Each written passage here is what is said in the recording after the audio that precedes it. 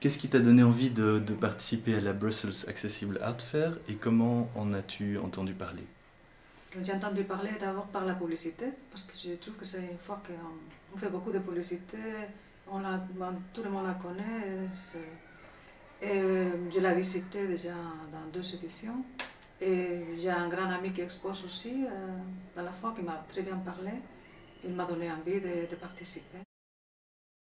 Qu'est-ce que l'arrière-fond représente pour toi? Comment l'interprètes-tu? Moi, j'aime pas les choses qui sont trop pleines, parce que ça c'est beaucoup de bruit. Je préfère un peu le silence. Et mes tableaux sont un peu silencieux de ce point de vue. Il n'y a pas beaucoup de choses qui te distraient du sujet principal. C'est ça que je cherche un peu, la calme. Si on met beaucoup de choses, ça perturbe, c'est mon opinion.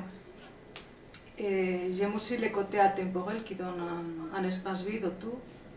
Le sujet peut être n'importe quand, n'importe où, c'est complètement atemporel, le temps n'existe pas, et on ne sait pas où le situer.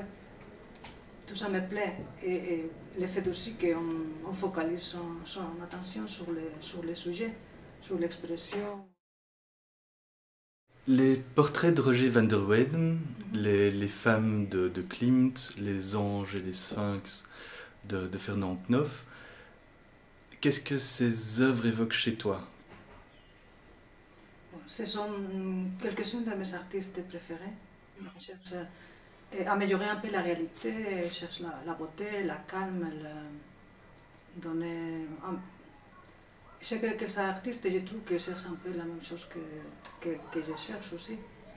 Et à ce moment-là, il y a une coïncidence. Je pense que ce sont des créateurs qui veulent aller plus loin par la simplicité des images, parce que finalement, ils ne recherchent pas des choses trop compliquées. Et parfois, la simplicité, c'est ce qui transmet de plus.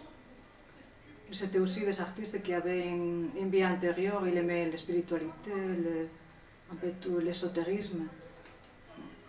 Tout ça, ça me plaît aussi, tout ce qui n'est pas évident. Quel est ton rêve en tant qu'artiste? Mon rêve en tant qu'artiste, c'est continuer à avoir une énergie créatrice, d'abord, avoir l'envie de créer, la passion, parce que pour un créateur, le travail va être lié un peu à soi-même. Et il faut avoir beaucoup de conditions pour ça. Il faut avoir une bonne santé, des bonnes conditions animiques, physiques, de toutes sortes. Et de ce point de vue, j'espère continuer à m'améliorer personnellement pour pouvoir améliorer aussi mon travail. Et faire chaque jour de petites découvertes à niveau technique ou des idées pour pouvoir plaire les gens, parce que finalement on aime séduire les spectateurs. C'est ça qu'on recherche toujours, de séduire.